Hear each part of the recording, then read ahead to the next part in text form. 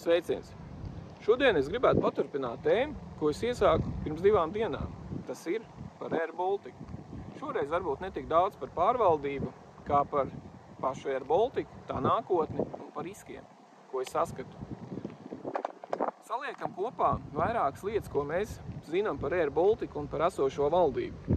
Tātad pirmkārt mēs zinām to, ka pirms pāris nedēļām valdība slepenā sēdē norakstīja 500 miljārdu. Tajā mirklī katrs no mums zaudēja 300 eiro. Kāpēc tika norakstīts? Tāpēc, kad valdība saka, ka viņi plāno pārdot Air Baltica.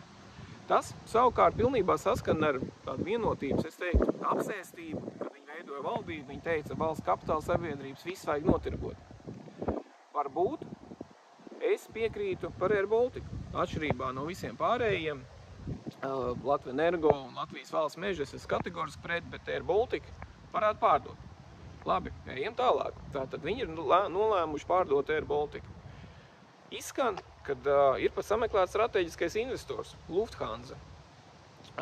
It kā tiks pārdoti 10%, un pēc tam tiks arī kotēts biržā un pārdots, un valstī paliks 25%. Bet viss ir slepens. Un šeit ir vēl viena tāda lieta, kas man drusku satrauc, ir tas, kad valdības vadītāja Ievika Siliņa saka, ka politiķiem, iedzīvotājiem vispār nevajadzētu iedziļināties Air Baltica biznesa plānā, viss ir slepens, nekas jums nav jāzina.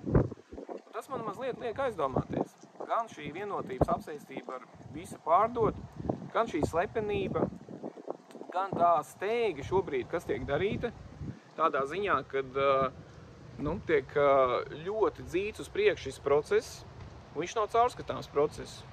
Un tad vienkārši mēs varam atcerēties, kas bija iepriekšējais pārdošanas gadījums, kas bija ļoti sāpīgs, ko valsts darīja, tā ir Citadele. Tad arī viss notika slepenībā, ātri, un beigās izrādījās, ka mēs burtiski pa grašiem pārdevām Citadeli. Man ļoti negribētos to, lai mēs Air Baltica pārdotu pa grašiem, un zaudētu pilnīgi visu, ko Latvija ir ieguldījusi. Kāds ir tavs viedoklis par Air Baltica? Lūdzu, raksti komentārā.